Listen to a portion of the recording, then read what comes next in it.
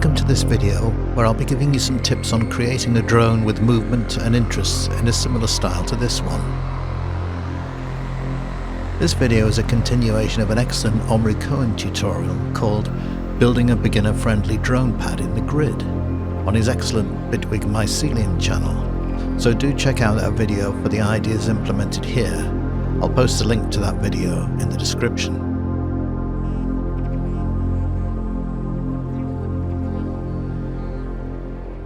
In summary, rather than clutter the grid itself with many random LFOs, Omri's video explored keeping them separate from the grid in this modulation area down here.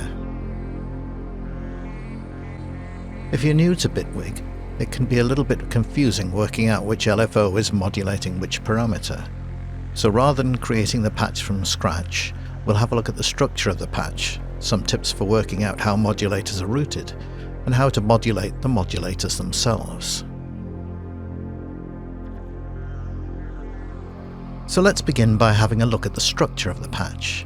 At its heart, it's a simple 2-oscillator patch made up of a phase distortion oscillator and a wavetable oscillator, though I have added a third sine wave oscillator in the lower section of the screen for some sprinkles on the top.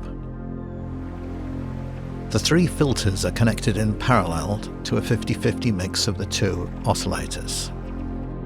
They're set to low pass, band pass, and high pass.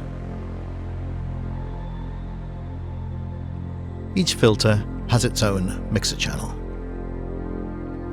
But of course the main component of this patch is the massive amounts of random modulation that you can see here, 19 to be precise.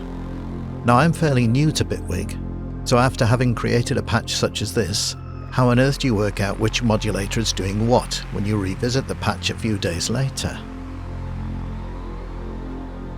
Well, the inspector panel on the left side of the screen is your friend.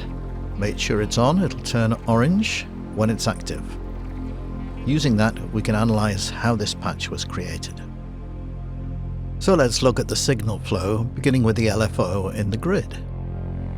We can see that it's modulating the phase modulation of oscillator 1 from the cable connection. But if we select it and check the panel on the left hand side in the inspector, we can see that random 14 is adjusting the rate.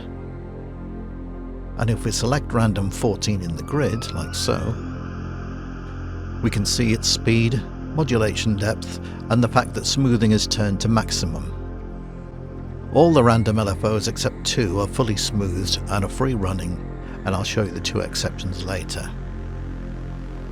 So by hovering over the little mapping arrow, you'll see that the rate is highlighted in blue on the LFO itself. So now that we know how to check the routing, let's use that knowledge to quickly analyze the patch. So if we select oscillator 1, the phase distortion oscillator, we'll see that the shape is being affected by random 1, the phase modulation amount by random 15, and the feedback by random 2. So again, to get a visual clue, if we move down to random 1, you'll see that the shape is illuminated up here.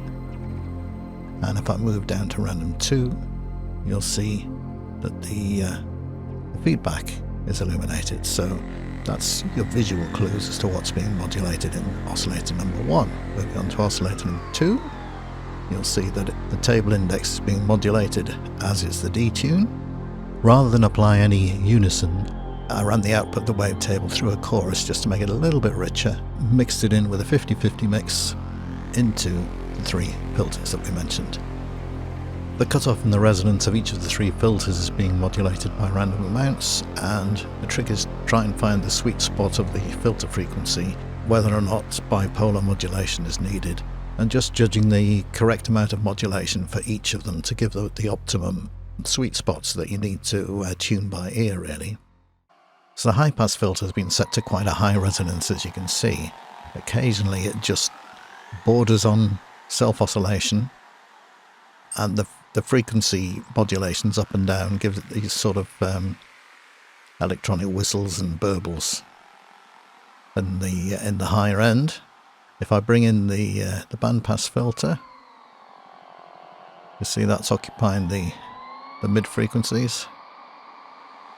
Lower resonance this time, sort of a cutoff about 740 Hz, and if I bring in the low pass filter, it adds that weight in the bottom end.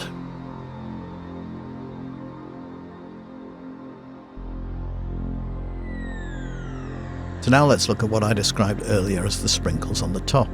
It's a sort of electronic chatter type sound that comes and goes but is quite low in the mix. So let's enable that, and to hear what we're doing, let's just bring it up in the mix a bit.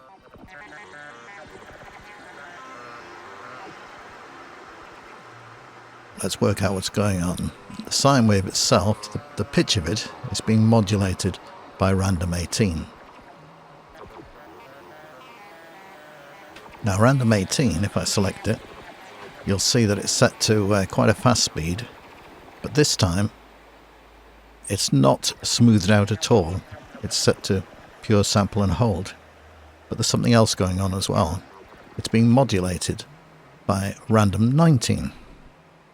So random 19 is smoothed out, and it's set to sort of a figure around 3.3 Hz. Now, if you have implemented modulation where a modulator is modulating another modulator, you'll see that it can be quite hard to trace. If I select random 18 again, you'll see that it just says X pitch, which is where it's mapped to. If I hover over it, you'll see it's adjusting the pitch of the sine wave. But what is modulating? LFO 18. Well, I happen to know it's LFO 19. The only way to tell is with random 18 selected is to hover over the modulators, and you'll see when I hover over number 19 that it illuminates the fact that the rate is being changed by modulator number 19. Takes a little bit of getting your head around, but it does make sense.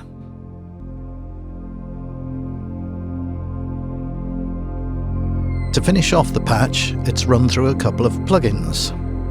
Arturia's Refract is adding a very subtle octave above, very low in the mix. And Valhalla's Supermassive is set to around a 40% mix.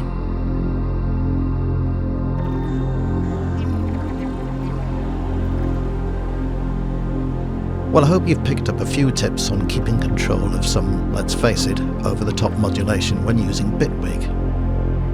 If you enjoyed the video, please consider subscribing. It's free and it helps to create more videos like this. So until the next one, thanks for watching.